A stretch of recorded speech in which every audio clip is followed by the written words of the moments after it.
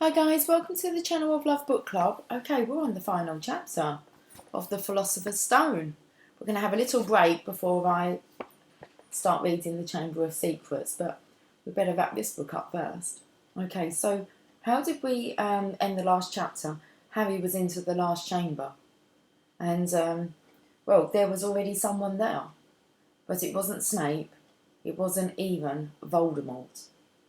Chapter 17, The Man with Two Faces. It was Quirrell. You? Gasped Harry. Quirrell smiled. His face wasn't twitching at all.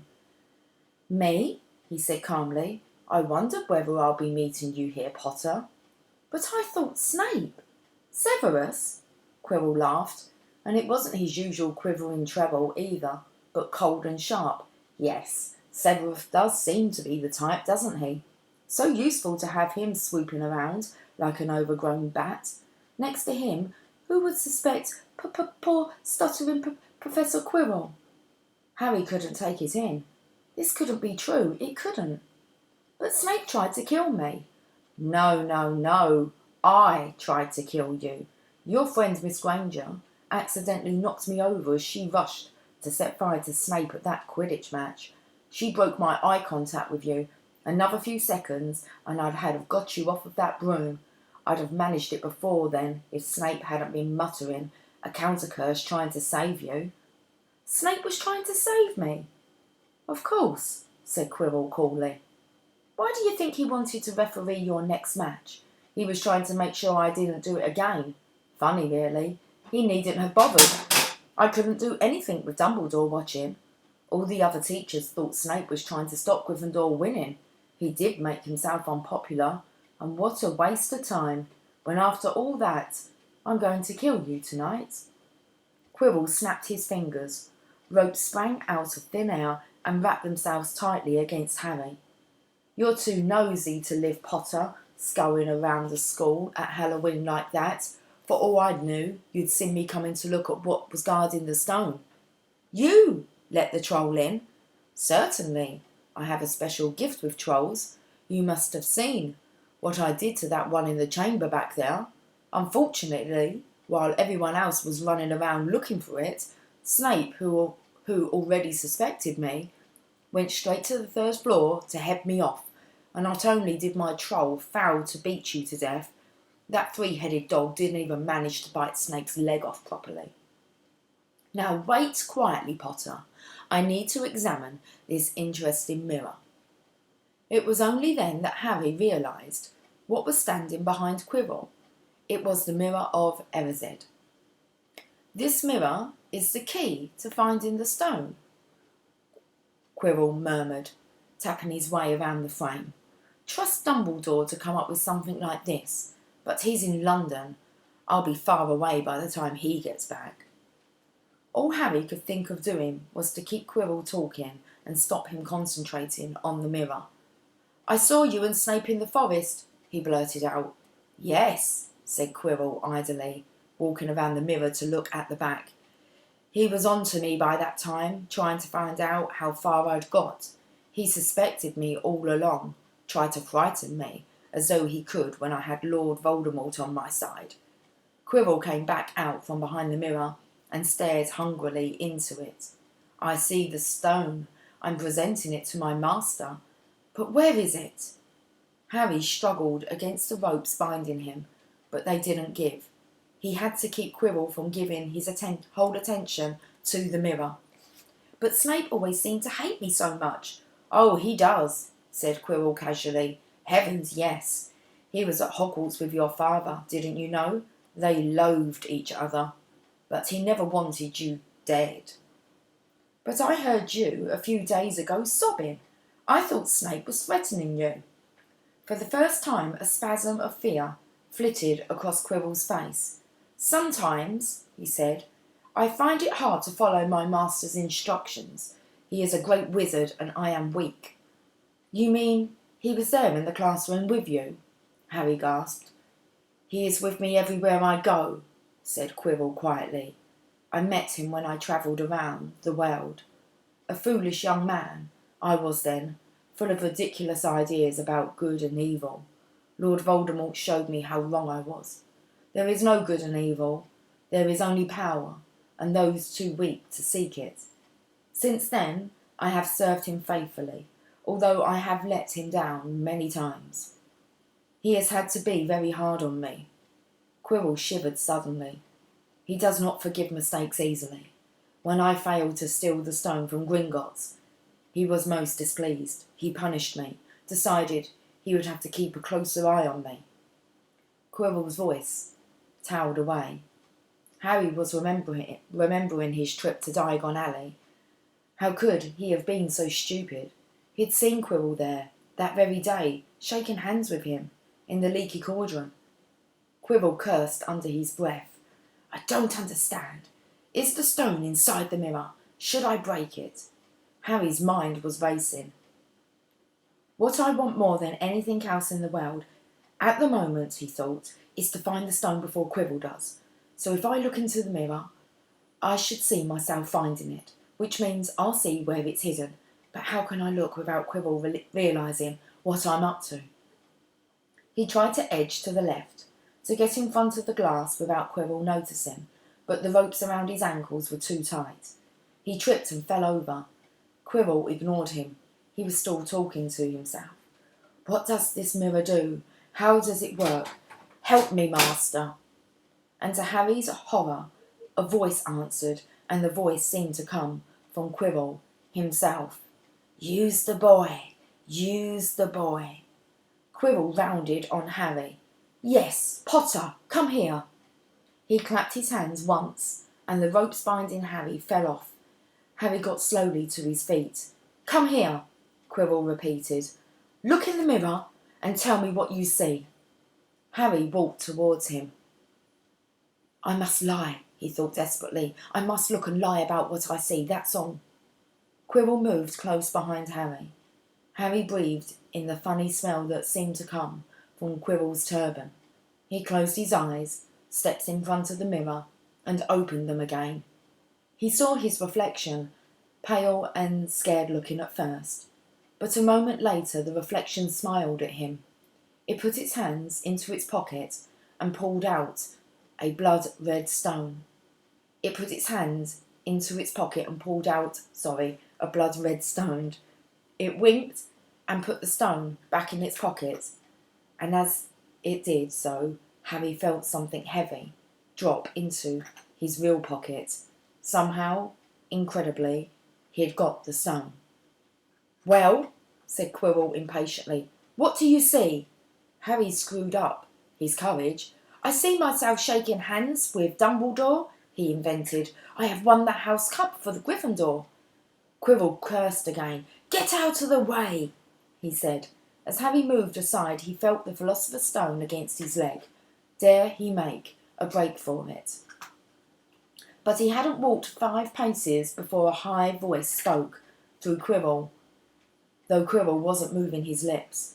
He lies! He lies! Potter, come back here! Quirrell shouted. Tell me the truth. What did you just see? The high voice spoke again. Let me speak to him face to face. Master, you are not strong enough. I have strength enough for this. Harry felt as if Devil's Snare was rooting him to the spot. He couldn't move a muscle. Petrified, he watched as Quirrell reached up and began to unwrap his turban. What was going on? The turban fell away. Quirrell's head looked strangely small without it.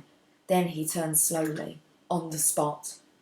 Harry would have screamed, but he couldn't make a sound. Where there should have been the back to Quirrell's head, there was a face, the most terrible face Harry had ever seen. It was chalk white, with glaring red eyes and slits for nostrils like a snake. Harry Potter, it whispered. Harry tried to step backwards, but his legs wouldn't move. See what I have become, the face said. Mere shadow and vapour. I have form only when I can share another's body, but there have always been those willing to let me into their hearts and minds. Unicorn blood has strengthened me these past weeks. You saw faithful Quirrell drinking it for me in the forest. and once I have the elixir of life, I will be able to create a body of my own. Now, why don't you give me that stone in your pocket?" So he knew. The feelings suddenly surged back into Harry's legs. He stumbled backwards. "Don't be a fool," snarled the face. "Better save your own life and join me, or you'll meet the same end as your parents. They died begging me for mercy." "Liar!" Harry shouted suddenly. Quirrell was walking backwards at him so that Voldemort could still see him. The evil face was now smiling. "How touching!" it hissed. "I always value bravery. Yes, boy, your parents were brave. I believe I killed your father first, and he put up a courageous fight. But your mother needn't have died. She was trying to protect you. Now give me the stone, unless you want her to have died in vain." "Never!" Harry sprang towards the flame door, but Voldemort screamed, "Seize him!" And next second, Harry felt Quirrell's hand close on his wrist. At once, a needle-sharp pain seared across Harry's scar. His head felt as though it was about to split in two. He yelled, struggling with all of his might, and to his surprise, Quirrell let go of him. The pain in his head lessened. He looked around wildly to see where Quirrell had gone, and saw him hunched in pain, looking at his fingers. They were blistering before his eyes. "Seize him! Seize him!" shrieked Voldemort again, and Quirrell lunged, knocking Harry clean off his feet, landing on top of him, both hands around Harry's neck. Harry's scar was almost blinding him with pain, yet he could see Quirrell howling in agony. "Master, I cannot hold him! My hands! My hands!" And Quirrell, though pinning Harry to the ground with his knees, let go of his neck and stared bewildered at his own palms. Harry could see they looked burnt, red raw, and shiny. "Then kill him, fool, and be done!" screeched Voldemort. Quirrell raised his hand to perform a deadly curse, but Harry, by instinct, reached up and grabbed Quirrell's face. "Ah!" Quirrell rolled off him, his face blistering too, and then Harry knew. Quirrell couldn't touch his bare skin, not without suffering terrible pain. His only chance was to keep hold of Quirrell, keep him in enough pain to stop him doing a curse. Harry jumped to his feet, caught Quirrell by the arm, and hung on as tight as he could. Quirrell screamed and tried to throw Harry off. The pain in Harry's head was building. He couldn't see. He could only hear Quirrell's terrible shrieks and Voldemort's yells of "Kill him! Kill him!" and other voices, maybe in Harry's own head, crying, "Harry! Harry!" He felt Quirrell's arms wrench from his grasp, knew all was lost, and fell into blackness, down, down, down. Something gold was glinting just above him. The snitch? He tried to catch it, but his arms were too heavy. He blinked. It wasn't the snitch at all. It was a pair of glasses. How strange.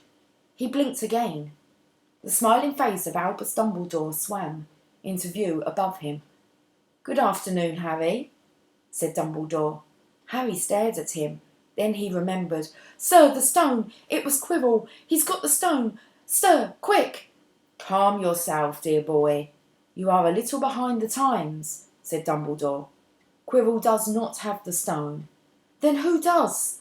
"Sir, Harry, relax. Please relax, or Madame Pomfrey will have me thrown out."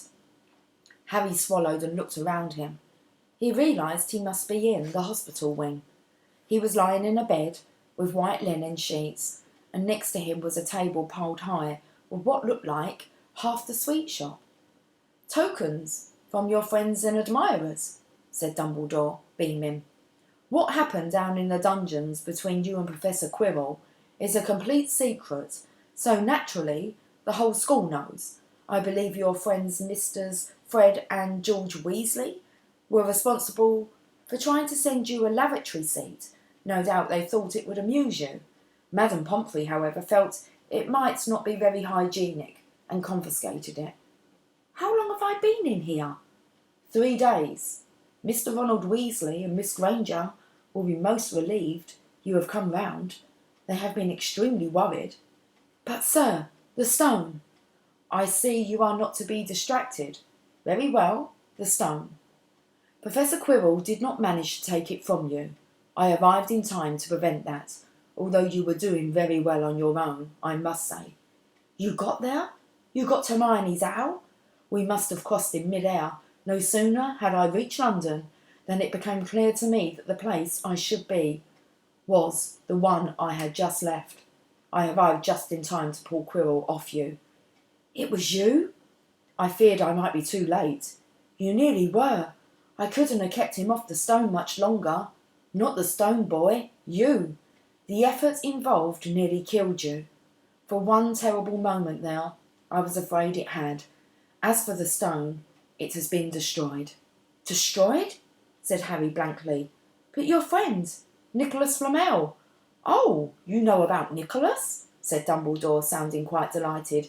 You did do the thing properly, didn't you? Well, Nicholas and I have had a little chat and agreed it's all for the best. But that means he and his wife will die, won't they? They have enough elixirs stored to set their affairs in order, and then yes, they will die. Dumbledore smiled at the look of amazement on Harry's face. To one as young as you, I'm sure it seems incredible, but to Nicholas and Perenelle, it really is like going to bed after a very, very long day. After all, to the well-organised mind, death is but the next great adventure. You know, the stone was really not such a wonderful thing, as much as money and life as you could want. The two things most human beings would choose above all. The trouble is, humans do have a knack of choosing precisely those things which are worse for them. Harry lay there, lost for words. Dumbledore hummed a little and smiled at the ceiling. Sir, said Harry, I've been thinking, sir, even if the stone's gone, you know who. Call him Voldemort, Harry. Always use the proper name for things. Fear of a name increases fear of the thing itself. Yes, sir. Well, Voldemort, going to try other ways of coming back, isn't he? I mean, he hasn't gone, has he? No, Harry, he is not. He is still out there somewhere, perhaps looking for another boy to share. Not being truly alive, he cannot be killed. He left Quirrell to die. He shows just as little mercy to his followers as his enemies. Nevertheless, Harry, while you may only have delayed his return to power, it will merely take someone else who is prepared to fight what seems a losing battle next time. And if he is delayed again and again, why, he may never return to power. Harry nodded, but stopped quickly because it made his head hurt. Then he said, Sir, there are some other things I'd like to know, if you can tell me. Things I want to know the truth about. The truth, Dumbledore sighed. It is a beautiful and terrible thing, and should therefore be treated with great caution. However, I shall answer your questions unless I have a very good reason not to, in which case I beg you'll forgive me. I shall not, of course, lie. Well, Voldemort said that he only killed my mother because she tried to stop him killing me. But why would he want to kill me in the first place? Dumbledore sighed very deeply. Alas, the first thing you ask me, I cannot tell you. Not today, not now. You will know one day. Put it from your mind for now, Harry. When you are older, I know you hate to hear this. When you are ready, you will know. And Harry knew it would be no good to argue. But why couldn't Quirrell touch me? Your mother died to save you. If there is one thing Voldemort cannot understand, it is love.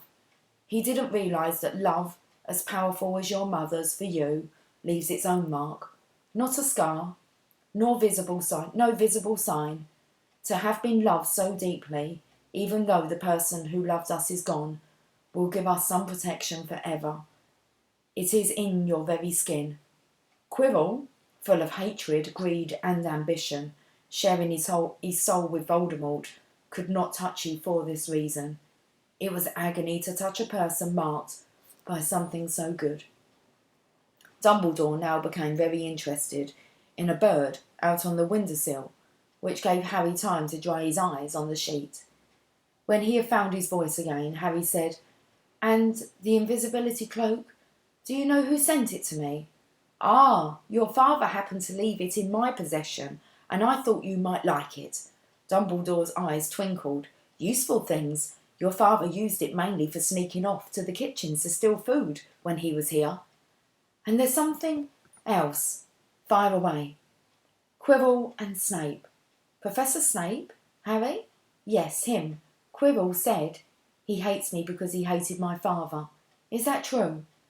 "Well, they did rather detest each other, not unlike yourself and Mr. Malfoy. And then your father did something Snape could never forgive." "What?" "He saved his life." "What?" "Yes," said Dumbledore dreamily. "Funny the way people's minds work, isn't it? Professor Snape couldn't bear being in your father's debt. I do believe he worked so hard to protect you this year because he felt that would make him and your father quits. Then he could go back to hating your father's memory in peace." Harry tried to understand this, but it made his head pound, so he stopped. "And sir, there's one more thing." "Just the one?" "Ah, now, how did I get the stone out of the mirror?" "Ah, now, I'm glad you asked me that. It was one of my more brilliant ideas, and between you and me, that's saying something. You see, only one who wanted to find it, but not use it, would be able to get it. Otherwise, they'd just see themselves making gold or drinking elixir of life. My brain surprises even me sometimes. Now, enough questions. I suggest you make a start on these sweets. Ah, Bertie Bott's ever-flavoured beans. I was unfortunate enough in my youth to come across a vomit-flavoured one, and since then, I'm afraid I've rather lost my liking for them. But I think I'll be safe with a nice toffee, don't you?" He smiled and popped the golden brown bean in his mouth. Then he choked and said, "Alas, earwax!" Madame Pomfrey, the matron, was a nice woman, but very strict. "Just 5 minutes," Harry pleaded. "Absolutely not. You let Professor Dumbledore in." "Well, of course, that was the headmaster, quite different. You need rest." "I am resting, look, lying down and everything." "Oh, go on, Madame Pomfrey." "Oh, very well," she said, "but 5 minutes only." And she let Ron and Hermione in. "Harry!" Hermione looked ready to fling her arms around him again, but Harry was glad she held herself in as his head was still very sore. "Oh, Harry, we were sure you were going to. Dumbledore was so worried. The whole school's talking about it," said Ron. "What really happened?" It was one of those rare occasions when the true story is even more strange and exciting than the wild rumours. Harry told them everything. Quirrell, the mirror, the stone and Voldemort. Ron and Hermione were a very good audience. They gasped in all the right places, and when Harry told them what was under Quirrell's turban, Hermione screamed out loud. "So, the stone's gone?" said Ron finally. "Flamel is just going to die?" "That's what I said, but Dumbledore thinks that—" "What was it? To the well-organised mind, death is but the next great adventure." "I always said he was off his rocker," said Ron, looking quite impressed at how mad his hero was. "So what happened to you two?" said Harry. "Well, I got back all right," said Hermione. "I brought Ron round. That took a while, and we were dashing up to the Owlery to contact Dumbledore when we met him in the entrance hall. He already knew. He just said Harry's gone after him, hasn't he? And hurtled off to the 3rd floor." "Do you think he meant you to do it?" said Ron. "Sending you your father's cloak and everything?" "Well," Hermione exploded, "if he did, I mean to say, that's terrible. You could have been killed." "No, it isn't," said Harry thoughtfully. "He's a very funny man, Dumbledore. I think he sort of wanted to give me a chance. I think he knows more or less everything that goes on here, you know. I reckon he had a pretty good idea We were going to try, and instead of stopping us, he just taught us enough to help. I don't think it was an accident he let me find out how the mirror worked. It's almost like he thought I had the right to face Voldemort, if I could. Yeah, Dumbledore's barking all right, said Ron proudly.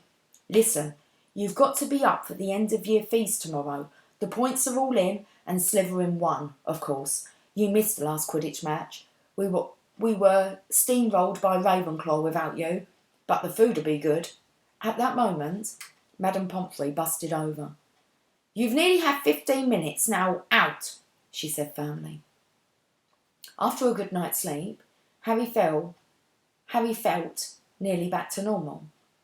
I want to go to the feast, he told Madame Pomfrey as she straightened his many sweet boxes. I can, can't I? Professor Dumbledore says you are allowed to go, she said sniffily, as though, in her opinion, Professor Dumbledore didn't realise how risky feasts could be. And you have another visitor. Oh, good, said Harry. Who is it? Hagrid sidled through the door as he spoke. As usual, when he was indoors, Hagrid looked too big to be allowed. He sat down next to Harry, took one look at him, and burst into tears. It's all my ruddy fault, he sobbed, his face in his hands. I told the evil git to get past Fluffy. I told him. It was the only thing he didn't know, and I told him. You could have died. All for a dragon egg. I'll never drink again. I should be chucked out and made to live as a muggle. Hagrid, said Harry, shocked to see Hagrid shaking with grief and remorse, great tears leaking down into his beard. Hagrid, he'd have found out somehow. This is Voldemort we're talking about. He'd have found out even if you hadn't have told him. You could have died, sobbed Hagrid. And don't say the name. Voldemort, Harry bellowed, and Hagrid was so shocked he stopped crying. I've met him, and I'm calling him by his name. Please cheer up, Hagrid. We saved the stone. It's gone. He can't use it. Have a chocolate frog. I've got loads. Hagrid wiped his nose on the back of his hand and said, That reminds me, I've got you a present. It's not a stoat sandwich, is it? Said Harry anxiously, and at last Hagrid gave a weak chuckle. Nah, Dumbledore gave me the day off yesterday to fix it. Course, he should have sacked me instead. Anyway, got you this. It seemed to be a handsome leather-covered book. Harry opened it curiously. It was full of wizard photographs, smiling and waving at him. From every page were his mother and father. Sent ours off to your parents, old school friends asking for photos. Knew you didn't have any. Do you like it? Harry couldn't speak, but Hagrid understood. Harry made his way down to the end-of-year feast alone that night. He had been held up by Madame Pomfrey's fussing about, insisting on giving him one last check-up, so the great hall was already full. It was decked out in the Slytherin colours of green and silver to celebrate Slytherin winning the House Cup for the 7th year in a row. A huge banner showing the Slytherin serpent covered the wall behind the high table. When Harry walked in, there was a sudden hush, and then everyone started talking loudly at once. He slipped into a seat between Ron and Hermione at the Gryffindor table and tried to ignore the fact that people were standing up to look at him. Fortunately, Dumbledore arrived moments later. The babble died away. Another year gone, Dumbledore said cheerfully, and I must trouble you with an old man's wheezing waffle before we sink our teeth into our delicious feast. What a year it has been. Hopefully your heads are all a little fuller than they were. You have the whole summer ahead to get them nice and empty before next year starts. Now, as I understand it, the House Cup here needs awarding, and the points stand thus. In 4th place, Gryffindor, with 312 points. In 3rd, Hufflepuff, with 352. Ravenclaw have 426, and Slytherin 472. A storm of cheering and stamping broke out from the Slytherin table. Harry could see Draco Malfoy banging his goblet on the table. It was a sickening sight. Yes, yes, well done, Slytherin, said Dumbledore. However, recent events must be taken into account. The room went very still. The Slytherin smiles faded a little. Ahem, said Dumbledore. I have a few last-minute points to dish out. Let me see, yes. First, to Mr. Ronald Weasley. Ron went purple in the face. He looked like a radish with bad sunburn. For the best played game of chess Hogwarts has seen in many years, I award Gryffindor House 50 points. Gryffindor cheers nearly raised the bewitched ceiling. The stars overhead seemed to quiver. Percy could be heard telling the other prefects, My brother, you know, my youngest brother got past McGonagall's giant chess set. At last there was silence again. Second, to Miss Hermione Granger, for the use of cool logic in the face of fire, I award Gryffindor House 50 points. Hermione buried her face in her arms. Harry strongly suspected she had burst into tears. Gryffindors up and down the table were beside themselves. They were 100 points up. Third, to Mr. Harry Potter, said Dumbledore. The room went deadly quiet. For pure nerve and outstanding courage, I award Gryffindor House 60 points. The din was deafening. Those who could add up while yelling themselves hoarse knew that Gryffindor now had 472 points, exactly the same as Slytherin. They had drawn for the House Cup. If only Dumbledore had given Harry just one more point. Dumbledore raised his hand. The room gradually fell silent. There are all kinds of courage, said Dumbledore, smiling.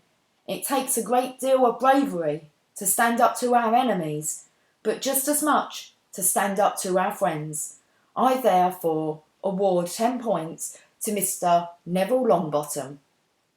Someone standing outside the great hall might well have thought some sort of explosion had taken place. So loud was the noise that erupted from the Gryffindor table. Harry, Ron and Hermione stood up to yell and cheer as Neville, white with shock, disappeared under a pile of people hugging him. He had never won so much as a point for Gryffindor before.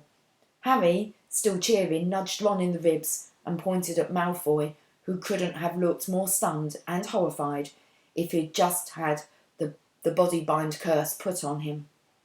Which means, Dumbledore called over the storm of applause, for even Ravenclaw and Hufflepuff were celebrating the downfall of Slytherin, we need a change of decoration. He clapped his hands. In an instant the green hangings became scarlet and the silver became gold. The huge Slytherin serpent vanished and a towering Gryffindor lion took its place. Snape was shaking Professor McGonagall's hand with a horrified false smile. He caught Harry's eye, and Harry knew at once that Snape's feelings towards him hadn't changed one jot. This didn't worry Harry. It seemed as though life would be back to normal next year, or as normal as it ever was at Hogwarts. It was the best evening of Harry's life, better than winning at Quidditch or Christmas or knocking out mountain trolls. He would never, ever forget tonight. Harry had almost forgotten that the exam results were still to come, but come they did. To their great surprise, both he and Ron passed with good marks. Hermione, of course, came top of the year. Even Neville scraped through, his good herbology marking up for his abysmal potions one. They had hoped that Goyle, who was almost as stupid as he was mean, might be thrown out, but he had passed too. It was a shame, but as Ron said, you couldn't have everything in life. And suddenly their wardrobes were empty, their trunks were packed. Neville's toad was found lurking in a corner of the toilets. Notes were handed out to all students, warning them not to use magic over the holidays. I always hope they forget to give us these, said Fred Weasley sadly. Hagrid was there to take them down to the fleet of boats that sailed across the lake. They were boarding the Hogwarts Express, talking and laughing as the countryside became greener and tidier, eating Bertie Bott's every flavour beans as they sped past Muggle towns, pulling off their wizard robes and putting on jackets and coats, pulling into platform 9 3/4 at King's Cross Station. It took quite a while for them all to get off the platform. A wizened old guard was up by the ticket barrier, letting them go through the gate in 2s and 3s, so they didn't attract attention by all busting out of the solid wall at once and alarming the Muggles. "You must come and stay this summer," said Ron. "Both of you. I'll send you an owl." "Thanks," said Harry. "I need something to look forward to." People jostled them as they moved forwards towards the gateway, back to the Muggle world. Some of them called, "Bye, Harry. See you, Potter." "Still famous?" said Ron, grinning at him. "Not where I'm going, I promise you," said Harry. He, Ron and Hermione passed through the gateway together. "There he is. Mum, there he is, look." It was Ginny Weasley, Ron's younger sister, but she wasn't pointing at Harry. She wasn't pointing at Ron. "Harry Potter," she squealed. "Look, Mum, I can see him." "Be quiet, Ginny, and it's rude to point." Mrs. Weasley smiled down at them. "Busy here?" she said. "Very," said Harry. "Thanks for the fudge and the jumper, Mrs. Weasley." "Oh, it was nothing, dear." "Ready, are you?" Ready, are you? It was Uncle Vernon, still purple faced, still moustached, still looking furious at the nerve of Harry, carrying an owl in a cage in a station full of ordinary people. Behind him stood Aunt Petunia and Dudley, looking terrified at the very sight of Harry. "You must be Harry's family," said Mrs. Weasley. "In a matter of speaking," said Uncle Vernon. "Hurry up, boy, we haven't got all day." And he walked away. Harry hung back for a last word with Ron and Hermione. "See you over the summer then." "Hope you have a good holiday," said Hermione, looking uncertainly after Uncle Vernon, shocked that anyone could be so unpleasant. "Oh, I will," said Harry, and they were surprised at the grin that was spreading over his face. "They don't know we're not allowed to use magic at home. I'm going to have a lot of fun with Dudley this summer." That's the end of it. Okay. Sorry for all my stammering and stuttering there and sound like Professor Quirrell. Anyway, the book is finished. Okay, I'm going to catch up with you guys, for Harry Potter and the Chamber of Secrets soon. So until then, take care. Much love. Bye for now.